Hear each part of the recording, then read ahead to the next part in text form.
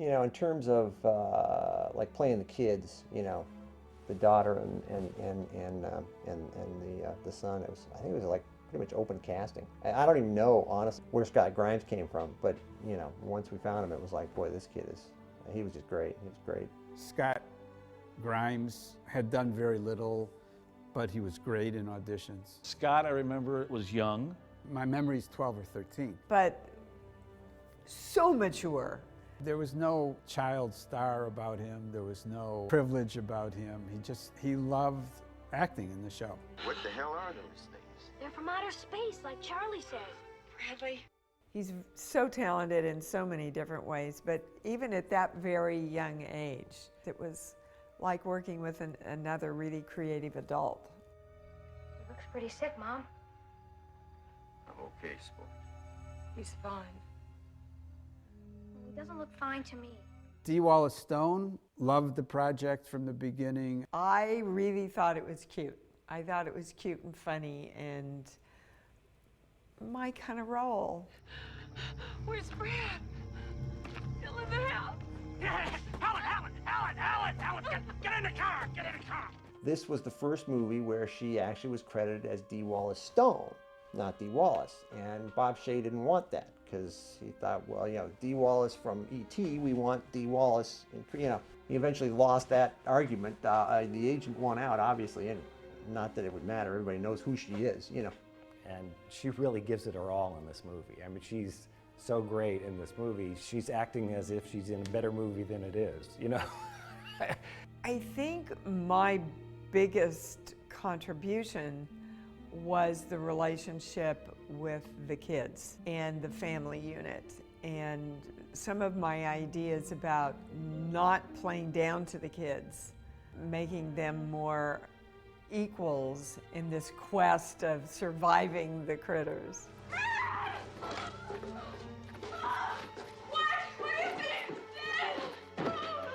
Dee Wallace Stone was a great center to their family. The whole family had to work together, and they had to be smart, and they had to trust each other in order to get out of this mess. And that's one of the things I really liked about it. Oh, yes, you can, darling. I know there were a lot of different guys up for the father. Billy Greenbush, who I'd seen in movie after movie after movie. I mean, you know, he was like a constant in all these westerns that I grew up watching. I was so starstruck, you know, by him. Billy Greenbush, he comes off so staunch and dry, but he's really funny.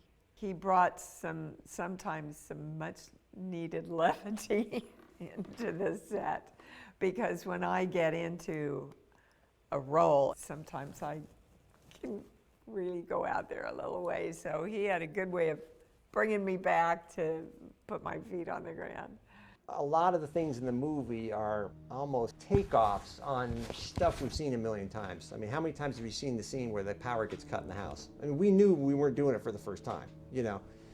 And whether or not Billy Greenbush knew we were doing it for the first time or not, I don't know, but he sure did act like it was the first time he'd ever been in a movie, and I just thought that was hysterical. Picks up the phone and he listens, he presses the plunger and he tries the numbers and he shakes the phone and he does this whole number and he finally hangs it up and he's very serious, goes, "This phone is dead." And I busted up laughing. I had to stop from, I was like this, and thankfully I didn't ruin the take, but it was just, to me, it's still one of the funniest things in the movie. This phone is dead. What? Nadine was beautiful. She was a beautiful young lady to work with. Nadine was great, yeah. We worked, I just remember she was always having to scream and cry and be bloody most of the time, and reacting to all of that stuff. Don Opper, who was the town drunk, was the brother of Barry Opper, the producer, and they had done a number of movies together. I don't think I was always set to play Charlie, but I think it was pretty much in the mix near the beginning, but I don't remember how it came up. Don had just been in Android. He played the central role of Android, which was our first movie. So it was a clear and obvious choice for us. They're coming, Harv. Mm-hmm. Yeah, I'm getting them through my fillings just like last time. Cut the crap, Charlie. Listen. I was never a trained actor, And I didn't approach things that way. I just, he was a guy that I understood, and I just sort of fell into him. I'll get Harv. You call the arm. There were homages in the character to Buster Keaton. His walk was a conscious decision. His indecision about making a move in any direction.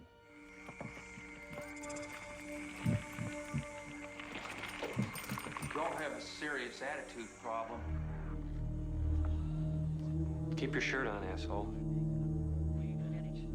They were so contrasting that it wasn't, wasn't difficult to erase one character and start another.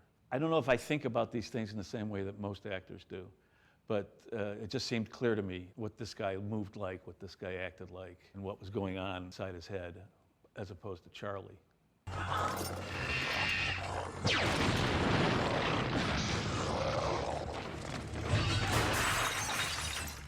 Terrence was a very experienced Broadway actor. I think this might have been his first film role, but he was well known in New York. I was playing Rum Tum Tugger in Cats, and she said they're looking for this rock and roll kind of guy to do this part in this sci-fi thing called Critters. Steve and I wanted Billy Idol, who at the time was just getting hot and had a couple of big, music videos out. And our producer said, look, do you really want that headache? Because they knew it would just be a gigantic pain in the ass. And we said, well, yeah, because it'd probably be worth it. And just having one of his songs in the movie would be worth it, We got voted down on that one. A very good friend of mine, Richie Vedder, who wrote that song that is the central rock and roll song for the piece. It's over the credits. He was good friends with Terry Mann. And he brought Terry in. He said, would you be interested in Terry? And we said, Jesus, yeah. We want the Crites. Oh, really? Who are they? Some new team?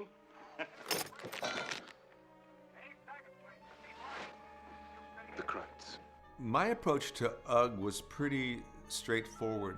I certainly let the wig and the costume sort of speak for itself. I mean, I'm an alien who's trying to be amorphous, so I kind of try to maintain this sort of blankness, this sort of danger, Will Robinson, danger, danger, kind of a very placid, sort of what's going on here, I'm here to do a job, kind of thing.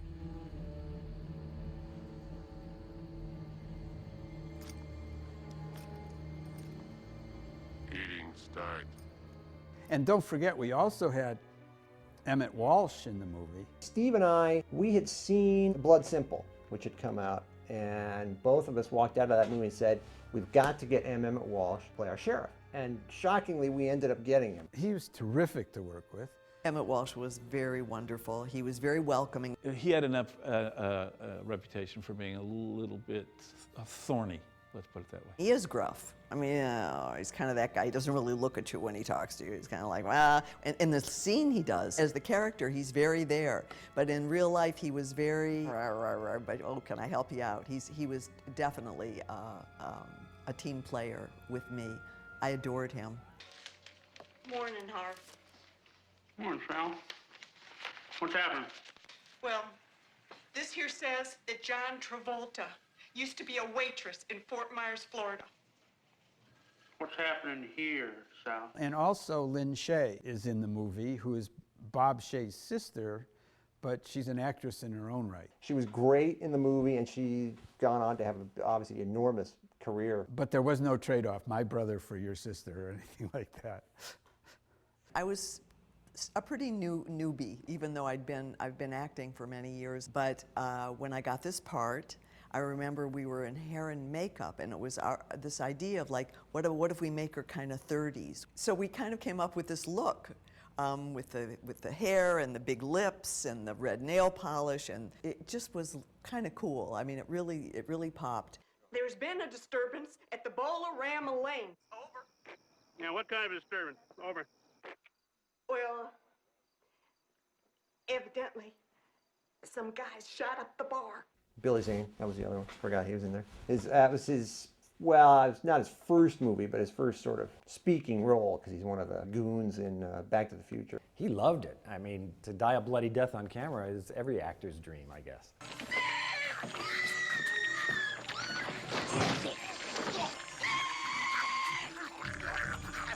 So it was an incredible combination of people. Stephen put together a really talented group of people. I was happy with everybody.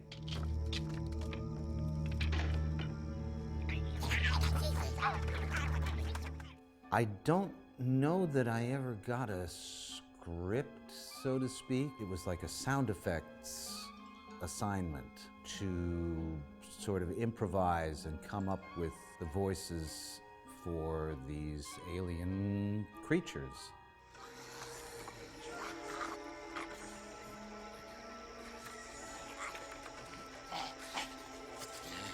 The idea was to just look at the scenes and kind of invent what would these creatures sound like?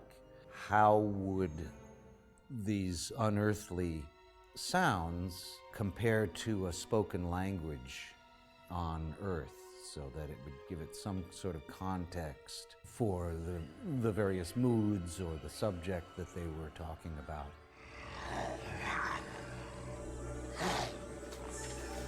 So the small voices I did with the upper scratchy part of my range, which is this squeaky kind of part of my voice. And I sort of broke it up into syllables. I figured I'd use a sort of Japanese rhythm to it, which is kind of a digital, halting, short bursts of rapid syllables, so it would have a nice percussive, chattery quality.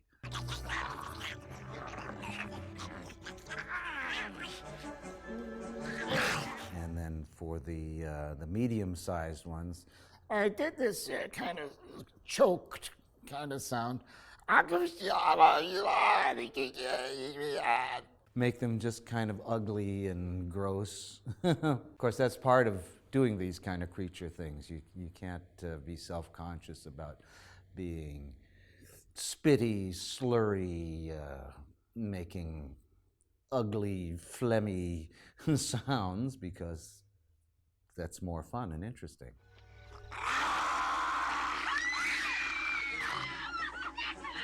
And then for the large ones, I did another this fairly common vocal special effect, which is this I don't know how you describe it, sort of belchy kind of.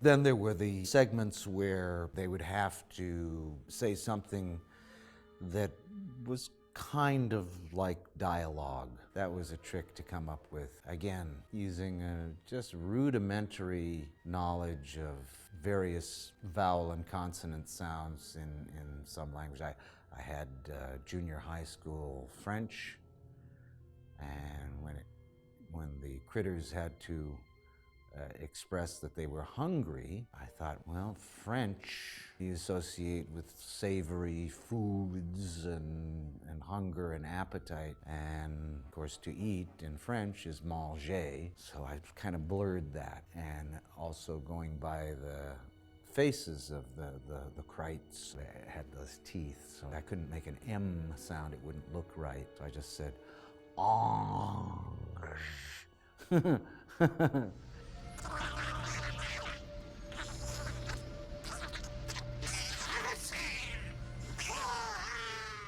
I came up with the name Critters fairly early. It just seemed like a fun name that nobody'd used as a movie before. But I knew the creatures had to look different than anything that had really been in the movies before. So that was the one sort of strategic thing I did before sitting down to write the script, was figure out what the critters would look like. And actually, the critters as described in the very first draft of the script and how they look in terms of how the Kyoto brothers created them is almost exactly dead on You know, the only difference is the Kyotos added the bit where they could roll. That was the only thing. We didn't have that in the script. When I'm asked to design a character, our first question is, if you were casting an actor, would you be casting Danny DeVito or George Clooney? And then we try to impart some of that character into it. Sometimes I even, as a trick, I'd look at the director or the producer and I'd make the character look like them to sort of, hey, they'd see something in it that they like, But,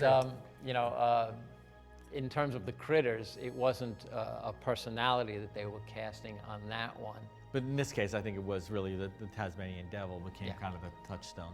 Yeah, the body silhouette kind of matched what a critter would be. And the key being that, wanted a critter character that would not have any human sort of form or anatomy, that it was totally foreign.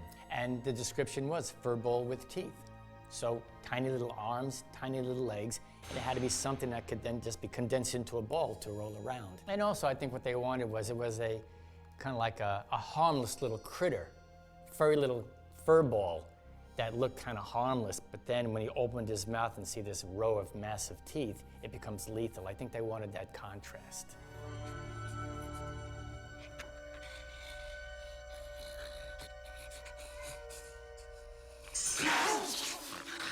Our introduction to the movie was through Kevin Yeager. Kevin had been working with New Line on the Nightmare on Elm Street films, and when they were going to be doing Elm Street 2, he didn't have time to do Critters 1, so he suggested to the New Line to talk to us. I remember right after the Kyotos left the office, it was basically, yeah, these are the guys. I mean, we just knew it. They knew what we wanted, and they could deliver. They delivered what we wanted. And their sensibility too, and they got a sense of humor, which we needed for the movie. The Three Stooges for the Kyoto brothers is a really, really good description. I think the critters, or the Critt's personalities, are very much like the Kyotos. Mischievous, with an edge, and a little wacky, terrific sense of humor.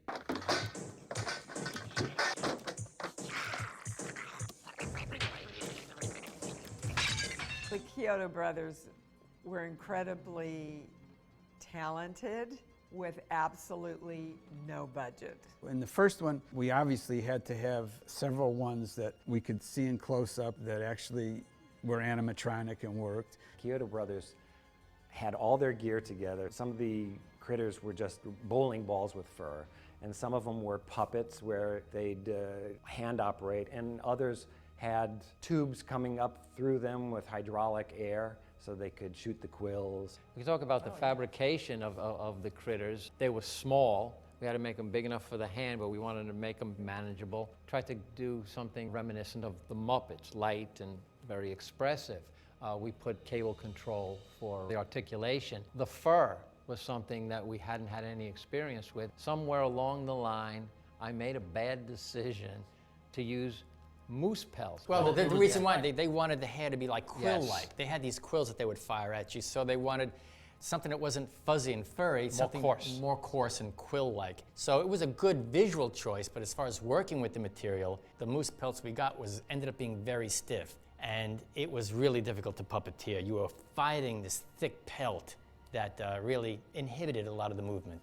If you moved it, the hair, because of the nature of it, moving on the pelt, would come up and do interesting things, which sort of gave it a really natural look. But again, working with it and cutting it and getting it to go in the right direction when you're patching pieces together was tough. Then we had to duplicate it for the medium critter, and then we had to try to figure to simulate that on the critter suit. Yeah, but for me, I'll tell you, when I look at all the 4 critter films, I think Critters 1 critters look more realistic to me. They look the like way real they're animals. sculpted, Yeah. they look like little animals, and I think the pelt has a lot to do with it. As good as the fake fur is, it still is a fur that is reminiscent of a teddy bear There was or something about them, the size, that they were the smallest of all the critters we ever made, but there was something just very cool about them, and I think the moose pelt actually has a lot to do with it. Yeah.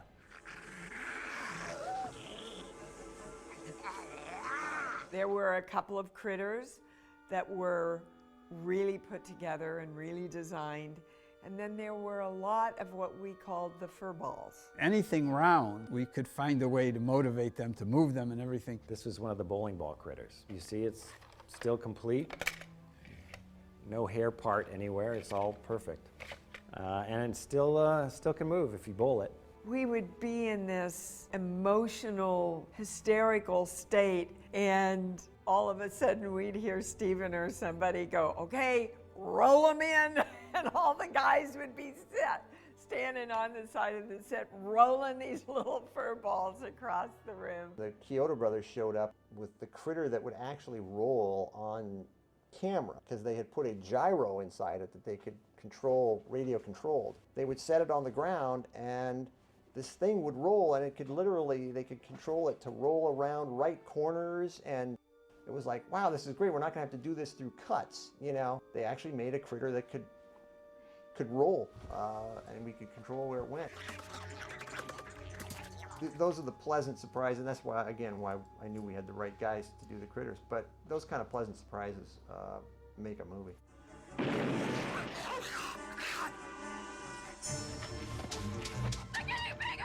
A lot of them, I think, were put in after we finished shooting. Yeah, and if you think about it, we didn't really work with Steve that much because he's working with the principal actors. Stephen Herrick set the tone. He established what the basic look of how he wanted the critters to act and work within a scene. But then the task of getting all the minutia, all the specific critter activity came down to the second unit, Mark Helfrich. Steve and I would confer, and he'd say, we need to get the critters out of the barn and across the road and up the stairs and into the house. And let's design some shots to capture that. We spent a lot of time with Mark in the middle of the night, in the barn, under the house. I can remember specifically in the barn, which was the first time we met, he's an editor, and he had his, his list of things he needed to shoot. Both Steve and I came from editorial, by the way. So we knew what would be used, or we thought we knew what would be used. So we would shoot the things that we thought we would need when editing it together. Plus, I talked to Larry, the editor, often, and asked him if he needed some connective tissue. A lot of times we were kind of working sometimes at cross purposes with how he wanted to use the puppets and what we thought the puppets could do. On the list, he had to burn a critter. And it was, I think, one of the first shots we were doing in the house, and we had 2 or 3 weeks of hero puppet, work to do. And he said, well, let's set this up and shoot it now. I said, well, we can't burn a hero puppet. They were like $10,000 with full articulation and stuff. So the little things, we sort of had to get on the same page. We had to work together to the same end. Well, that's just it. He had definite needs and we had definite needs. But we had a really good working relationship after a while. We kind of got each other's needs, and we shot some really great stuff together.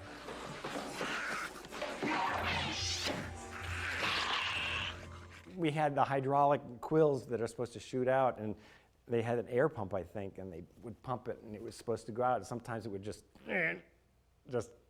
lean over and not shoot out. We also had to shoot close-ups of Dee Wallace-Stone getting the quill in her neck, and I think we did that in reverse. We had it in her neck and then pulled it off with monofilament. So it was really low down and rough and dirty the way we accomplished this stuff.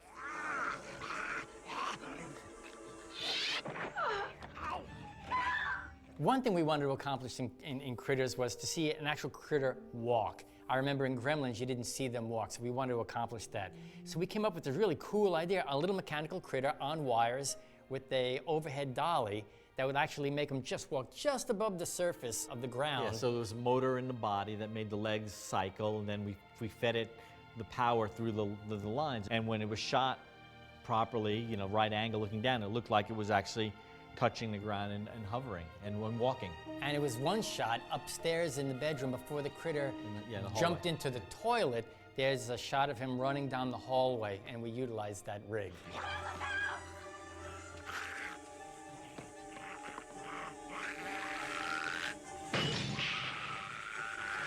The other option for walking, which was having them on a table and having slats in it, and we actually had puppeteers underneath, puppeteering the legs, moving the puppet forward, and having the arms moving too. We used it in the barn. We used hay to disguise the tracks. A very complicated rig. The great thing about Critters was the entire house set was built for the movie. So anytime you had a critter standing anywhere in the house, if we needed to use the puppet critter, we would just saw a hole in the floor, and one of the Kyotos would get under the floorboards and stick their hands up and put their hands in the critter.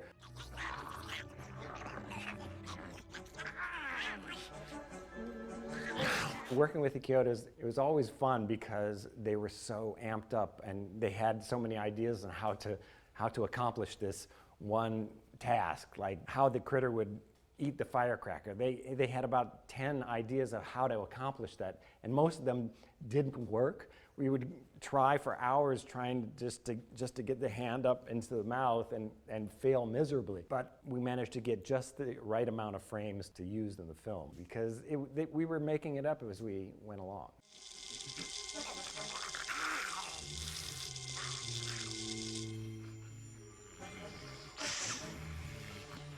The red eyes was a concept, having worked with a beam splitter and this process, intravision and front projection. You know, the stuff that they coat stop signs with so that your headlights reflect and you see a stop sign. Well, they have a paint that if you coat it on something and you shine a light at it, it reflects the light back.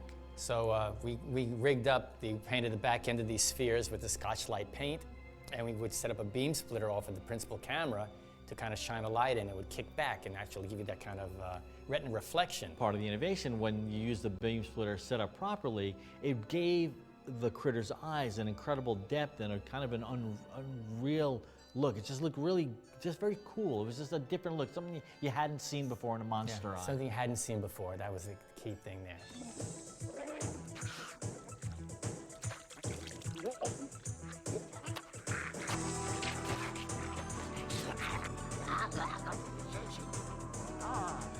Biting the ET head was in the script. Yeah, I think so. But it's funny, even that, as simple as this, have a critter bite a doll. The critter mouth, the maw wasn't all that deep. So when you tried to bite it, you were pushing it away as much as you were biting it. So we actually had to put a wire on it through the critter's mouth. So as we're biting it, we were pulling the doll into the mouth to help hold it there. ET is like this. The critter's mouth is like this. And then he couldn't bite it, so he had to knock it over and bite him this way. Because the critter couldn't really go sideways to bite the arm like this because the whole body would rotate like that, which looks funky. Their heads don't move independently from their bodies. So it's something as simple as, well, let's just pop the shot off. It ends up taking a lot more time because of the physical nature of the elements you're working with. Challenging. And we had to do it twice with two different, the official and the unofficial. We did one with an ET doll, and then one with a look-alike in case they couldn't clear.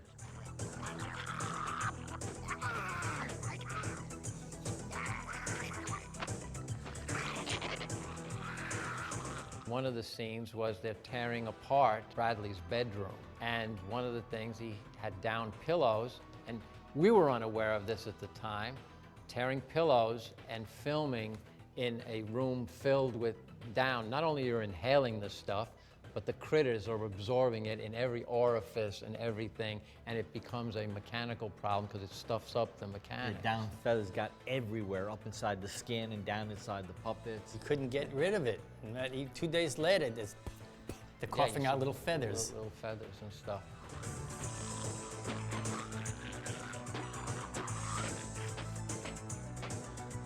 There was a scene where critter had to morph because they were growing as they ate, and it had to grow, and they threw that at us, and we had to do it live on location. That was an argument I had with Rupert Harvey, one of our producers. That was his idea, if I remember correctly. So we had various puppet parts that we would use. So we were puppeteering the main critter, and then we would just kind of bring other elements in. We brought some duvetine in there to kind of create a amorphous shape, and then had another critter pop out of that. We had the light, the shadow, just by moving, manipulating different shapes, turning it, rotating it away from camera, toward the light, into the light. We were able to see this live morph, this growing effect. It's a pretty remarkable, live practical effect.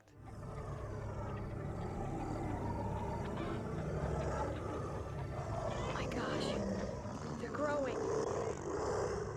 I said, first of all, how big is it going to get? Is it going to get as big as a house? I mean, how big do you want it to get? And I said, if it gets too big, then it's not really a critter anymore. Critters are supposed to be small, little, dangerous creatures. Bob Shea realized that that it needed something, it needed a large climax. There was a medium-sized critter, and I guess it wasn't big enough for Bob. Yeah, and I think it was a wise choice to have to top your critter activity at the end of the film. But unfortunately, it ended up being a man in a suit, and it just didn't have that much articulation. It just went against everything we had designed them to be, you know? Yeah. So now we had to put Kevin Thompson, a little person, in a suit. And first time you see it in full thing, it reeks of the Kool-Aid Kid. A testament to Steve, who is a director-editor. I think he cut around it in a way that made it kind of work. He showed the hands, showed the feet. You know, it worked pretty well.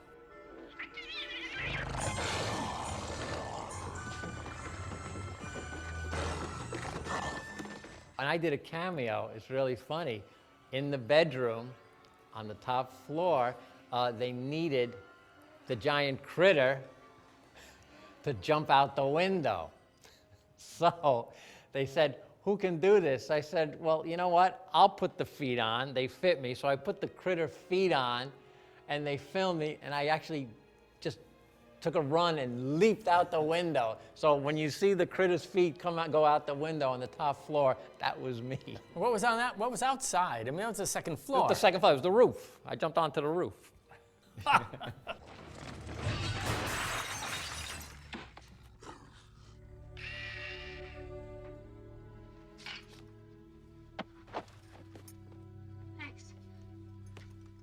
This was our second movie for Rupert and myself, and for my brother Donnie, and we were all really young, so every day was great.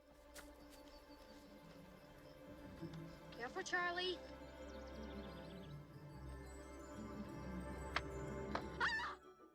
We got a terrific crew together. Tim Surstead, who shot Critters 1, had shot Android. It was all out of Rogers Community that we found our primary crew.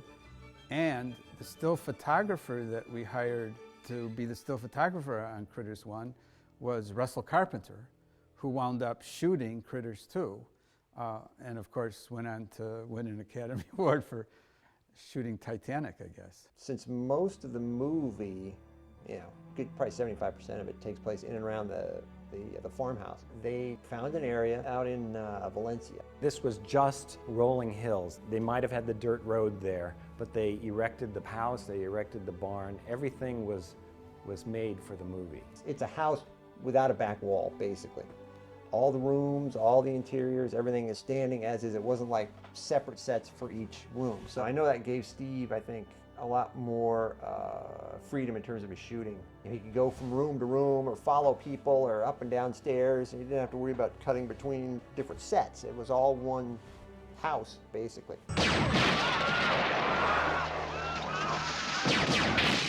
They had production drawings of what these weapons would look like, but the concept wasn't 100% clear as far as what they would do. They wanted something powerful that would blow these creatures away. Now this is what's left of one I have, so you can get an idea. It was fully extended. This was this shooting position, okay? And then we had to make them smaller so they could actually sit down in the spaceship and in cars and stuff like that. So, and they also had to rotate on the actor's hip. The other thing it had to do was put out something spectacular from the muzzle when it was fired.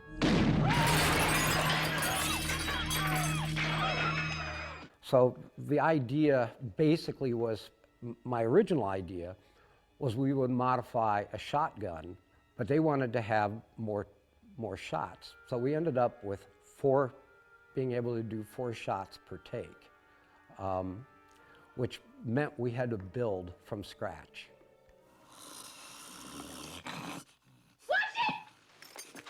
There was a moment when the toilet blows up. I'm upstairs and and the shot is I go into a bathroom and I look in the toilet and I see one trying to get away and I blow up the toilet. And these guns actually worked. They were practical. They shot like a 12 gauge round in it. We modified our shells, so they were actually a 1/2 inch or 5/8 of an inch shorter than a normal shell. So you could not put a normal shell in there, because if you did, with a normal load, you'd blow the barrel up. And I said, oh God, can I do that, man? I'd like to do it. And Steve said, no, we got It's such an enclosed space. We're gonna have you stand in do it. I said, oh, come on, let me do it. No, you can't. I said, oh, okay, fine, you know. So my stunt guy dresses up like me, goes in there, does the thing, and shoots the load into the toilet, and they have it tricked out with primer cord to blow the toilet up.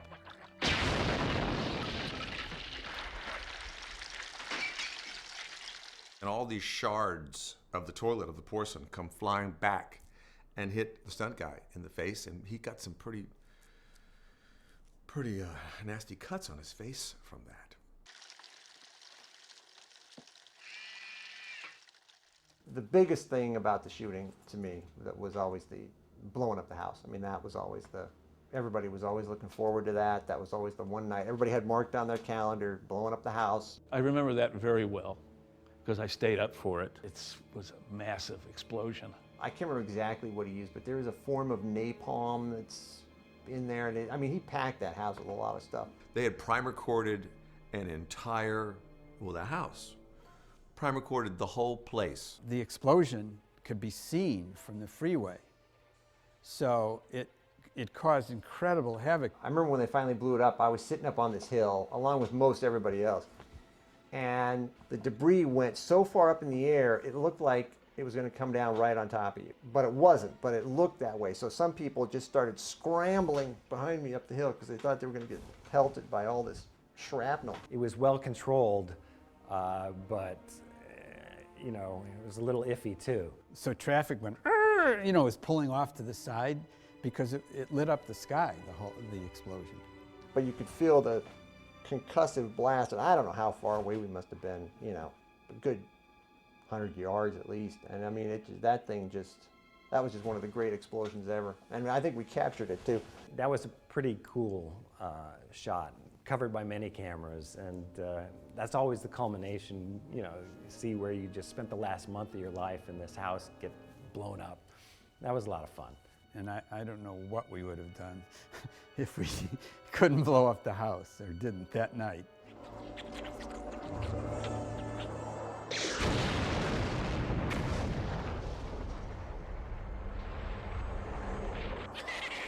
I did the Xanti, which is the boss alien of the bounty hunters. We did new prosthetics for that. The original fellow who had done the makeup did it with a big prosthetic piece. And it was okay in long shots, but a couple of times when they shot close-ups, it looked like you had a caterpillar wherever the edges were. So we went in and did it as a foam latex prosthetic, and we had the advantage that we only had to shoot it one day.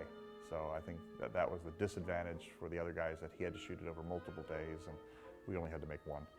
So They'd stolen one of our fastest ships with enough fuel to cross the galaxy 10 times over. I sat down and sat with the director, and we kind of redesigned the transformation from I call them the goober aliens because they just looked like a blob, you know, to the rock star dude. He didn't want anything bladdery, he didn't want it to be pulsing, he didn't want, you know, he just said he wanted it to kind of like look like the whole thing was like relensing and just sort of reforming. Basically what he wanted was a morph, but back in the day the computers couldn't do morphs yet. So that's kind of what I was doing, was the analog equivalent of a morph. And so we started the live cast. That was the first time I'd ever had to undergo that, where they plaster casted your entire face. We did two skulls. We did one skull with the musculature on it, and then we did one skull that had the alien mask on it, which is the blob mask. It was kind of cool. We got some good stuff, but we shot the muscles to the skull and then the skin onto the muscles, all was shot in reverse because we were actually melting it off. It's a slow process because of the length of time it took for the stuff to melt off, and messy too. All that goober stuff just melting off. We basically had the camera at an angle and the head at an angle, and then we had all these heaters under the camera and above the camera, and then below it was a kiddie, you know, wading pool that was catching all the gelatin, all the stuff as it flowed off onto the, you know, so it didn't get all over the floor.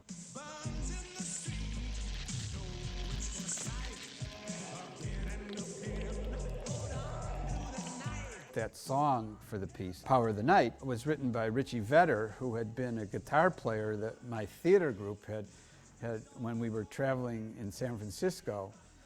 He'd been living in the theater playing guitar, and he was so affected by the theater work that we did that he came to Los Angeles and joined our company. And then when we did this movie, I called him up and asked him to write a song. I vaguely remember, I said, well, let me and Richie take a crack at writing the song. Let us try it. You know, you got nothing to lose. Let's try it. So I went into I remember going into the studio and sitting down at the piano and writing it in about, I don't know, 20 minutes, half an hour, writing it, coming out, playing it for Richie, having Richie come in and play it. And he went, great, let's record it, let's put it down. And now for the #1 song of the week, Johnny Steele's Power of the Night. Something's gonna happen. Do you feel it in the air? Could be the fear that's everywhere. Moon don't look friendly. Power of the night, streets are calling. I actually did a concert for the Florida Thespian Convention way back when, and I put a band together, and I did Power of the Night as one of the, one of the songs.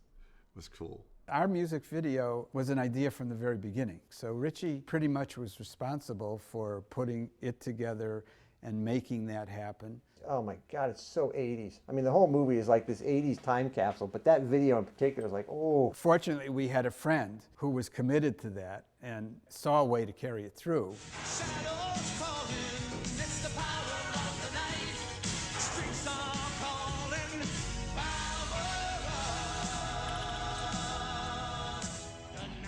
By the time it came to post-production, like I say, Steve knew what he was doing, and our editor, Larry Bach, we both knew. He was a veteran. Larry knew Steve very well because Steve had assisted for him, so they were very, very good together. There were a couple of instances during post. One was they were getting ready for the first test screening, and Bob Shea didn't want any subtitles in the movie. And always in the script, we had the idea that the critters would talk. But Bob Shea never wanted subtitles.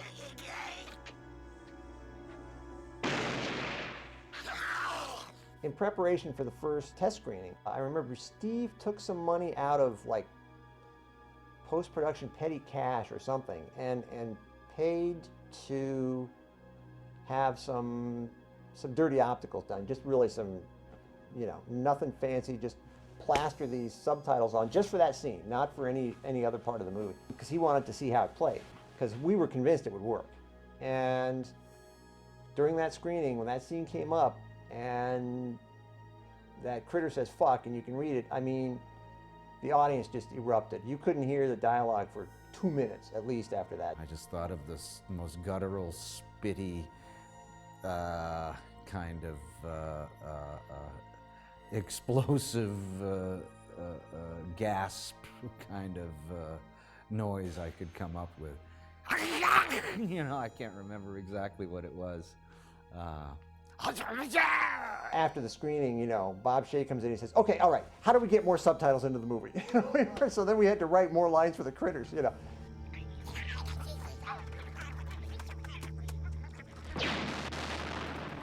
When we first submitted it to the MPAA, it got an R, so we had to keep cutting, and that was just because of the violence that was in there. So we had to keep cutting it down for the PG-13. Like Billy Greenbush down in the basement when he gets first attacked by a critter, that went on a lot longer in the first cut of the movie. And they wanted, the MPAA said, look, don't have him hit the critter 6 times with the hammer, make it 3, stuff like that.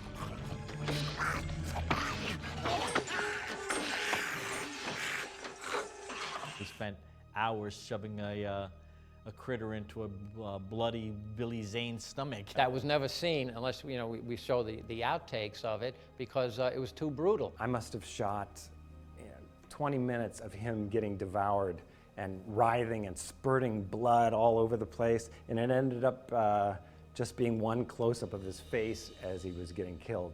The MPAA said, no, you can't have that. We had blood works, the Kyoto brothers were pumping blood going all over the place, but it was a PG-13 film. You can't have too much pumping blood. So I definitely overshot that one. When we did the 10th take of it, I'm saying, why are we doing it? We got it already. If you're lucky, you'll show 1 second of it. if they allow it. But, they kept shooting and shooting and shooting. I go, what? Done, I think he shot it at like 12 frames a second or something. So on screen, it's just like, just digging into him, and there's blood everywhere. Billy Zane was a real pro. I mean, here he was. He had a prosthetic, chewed out torso, and he's lying in the barn, and we were just hours just chomping and chomping and chomping at him, and he was there. And Billy was just discussing, okay, so is it the shock of me getting it and the surprise, and then the pain sinks in, and then I'm trying to get rid of it, and I had to figure out the dynamics and the timing. The beats, of of the thing. revelation. So it's real interesting. The intellectual discussion the professionals have talking about a critter jumping and chewing out your insides. So it's interesting.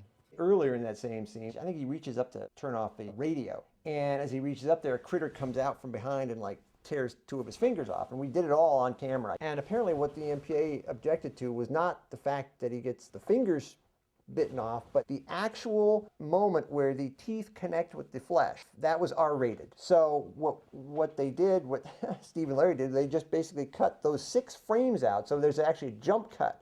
When the critter comes up and bites his fingers off, he still gets his fingers bitten off, but literally, technically, you don't see the teeth on the flesh. It was ridiculous stuff like that.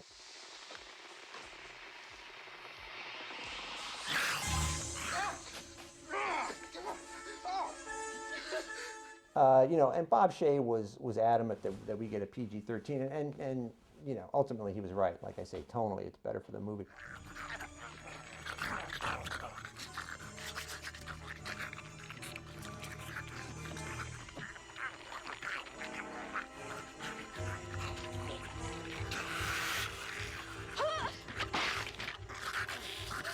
We discussed the score, and I did a few little mock-ups and stuff, but basically it was the time where you just show up with an orchestra and just, do it. And then if you didn't like it, you would do another session.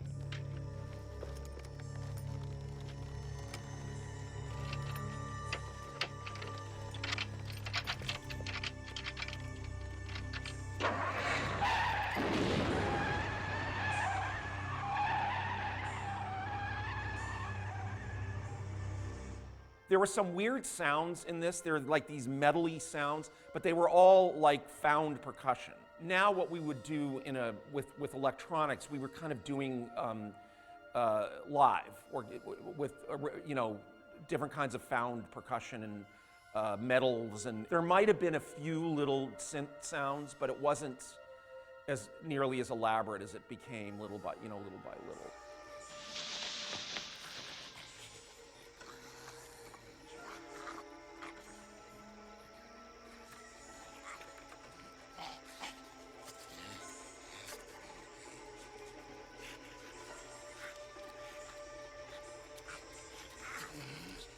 We wanted it to be like really frenetic without being too heavy, but that it should be really aggressive, fast, and frenetic, and allow for the humor to organically take place. But you don't want to accentuate it.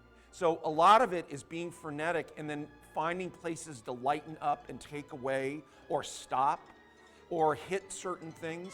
There's a lot of hitting in it. There's a lot of accents in the music, in a score, like this.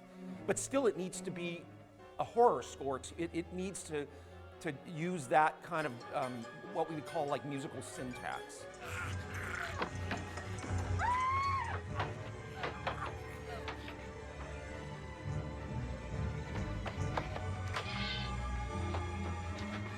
But honestly, at that time, with that kind of budget and us figuring out how to get an orchestra, we just kind of just went. I played stuff for Steve on the piano, but it's almost worthless to hear it on the piano. There's almost no way to give that sense of, who's playing. So much of it is what we call orchestration. Who's playing what?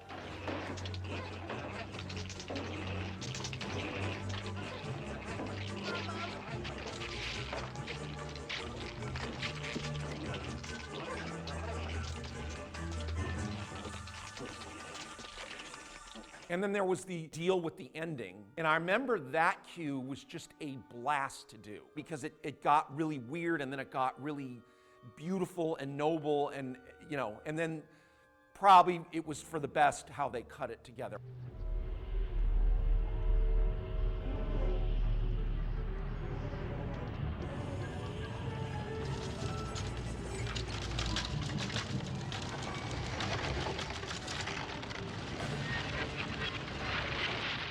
The end of the movie was, I don't want to say forced on us, but we had finished the movie and the family had each other, but their house had exploded and they were ready to go on with their lives. Bob Shea saw the movie and said, "This is too down." There was a screening, I think it was a test screening, and there was a guy at the screening. He just directed a movie for Bob Shea. After the screening, he goes up to Bob Shea and he says, "Man, it's a great movie, Bob, but you know, wouldn't it be cool if that little device, that little doodad the bounty hunter gives the kid," which I think is just a communicator, "wouldn't it be cool if the kid could push a button and the house comes back together?" And Bob Shea said, "That's brilliant." So we shot the reconstruction of the house and then the family standing in front of it, but that's a miniature house behind them, miniature replica of the house. I did the model house rebuilding itself, and it was a foreground miniature. I had it up in the air, and so it appeared like it was in the same spot because this was, you know, like 8 months later or something. There were a bunch of these cables attached to the back of it. And so they shot it, and as they shot it, these cables would pull the facade in on itself. The entire inside, tons of latex rubber on things so that when we pulled it down, it didn't go, now you see it, now you don't. Stuff would come down like that. And so when it went back up, it grew back up like that. And so it didn't really look that reverse printed.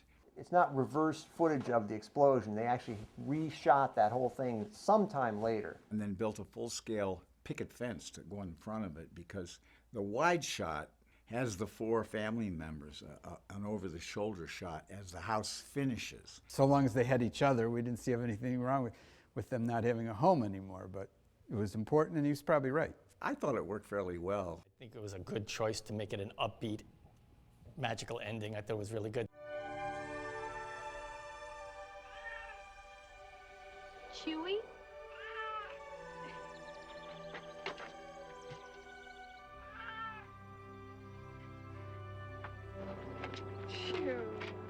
By this point, Bob Shea, he had already started striking prints of the movie.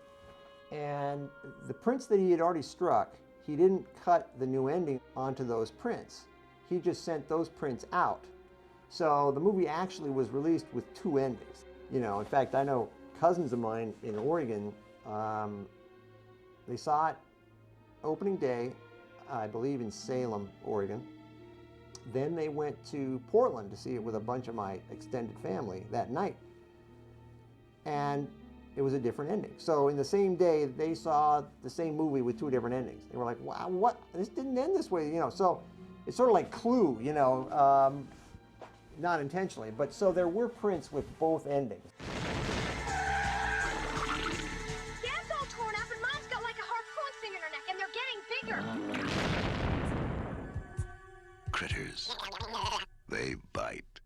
When New Line released Nightmare on Elm Street 2, they had the first trailer attached to it. And I remember going to that, because I was really nervous. I mean, you know, I don't know why, but I was just really nervous. And the audience seemed to really dig the trailer, so I was like, okay, well, this is kind of cool. And then we went to the same theater when it opened, and it was a pretty good house. And they were really getting into the movie, and it was pretty satisfying. I mean, they got all the jokes, and people were talking back at the screen, which is always good. I thought it was good. I mean, I thought it was a professional-looking film. It just all came together to be something, you know, as they say, greater than the sum of its parts, I suppose. Although in this case, it was all good quality parts because they're all very bright, young, creative people working in concert with each other. And when the Reviews came out. I collected all the reviews too. Some of them were glowing and some of them were damning. But my favorite review was from Joe Bob Briggs, who's a connoisseur of drive-in movies. And he loved Critters. He said, you know, it's got bovine foo and tumbleweed foo, and it's one of the best reviews. I mean, they were pretty kind to us. We were pretty shocked. I mean, Siskel and Ebert gave us 2 thumbs up. Even when the movie came out on video, they, again on their show, said, "Yeah, hey, this is coming out. Remember this movie." I mean, they were really, really great to us. It was a moderate success. The place that was successful was in home video sales. As a matter of fact, my daughter and I just rewatched it because she had never seen Critters.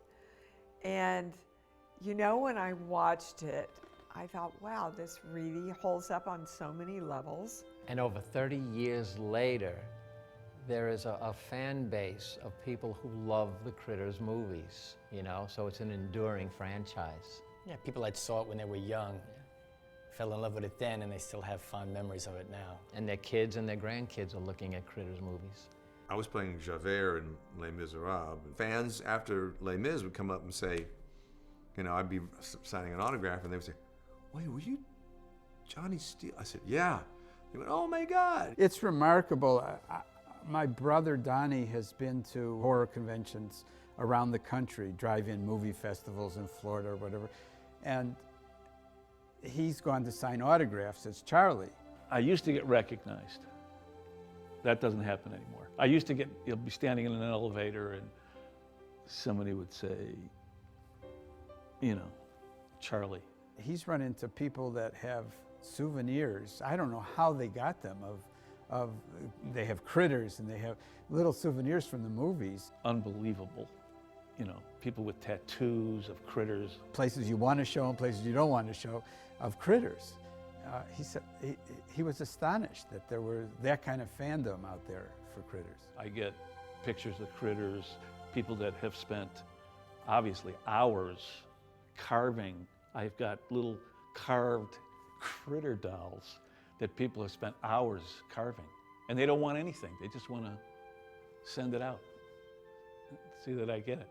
Just wanted, you know, to say thanks.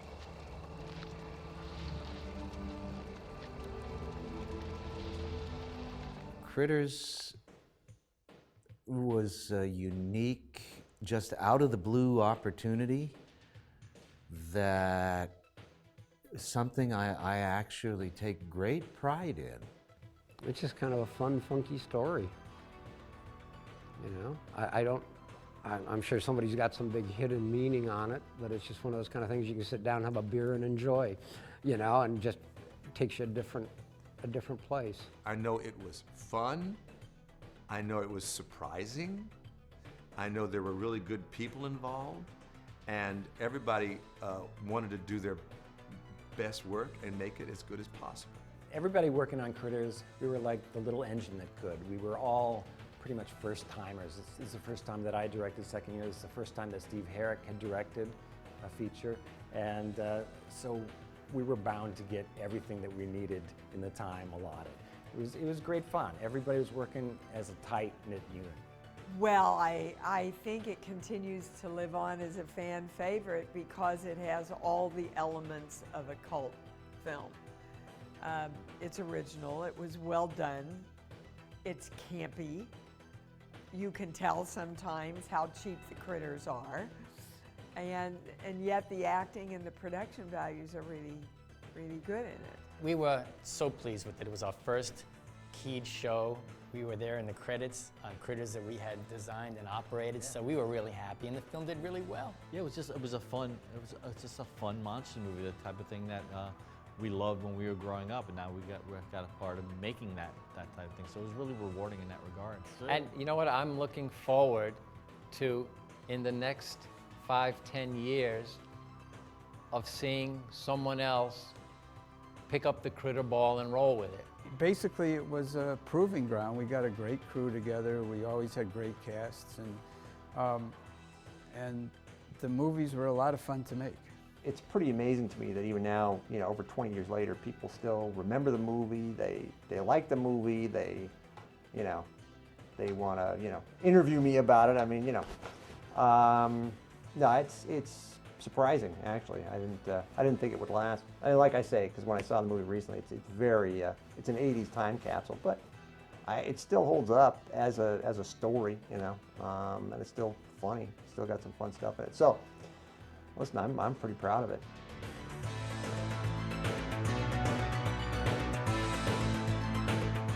I just want to point out that I was not the critter bowler, I was the director. Other people bowled the critter, so. But I know they did something like this when I yelled action.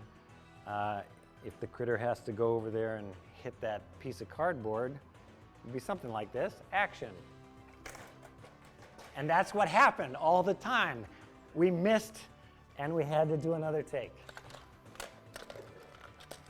And so here we go, take 2, action. That's a print.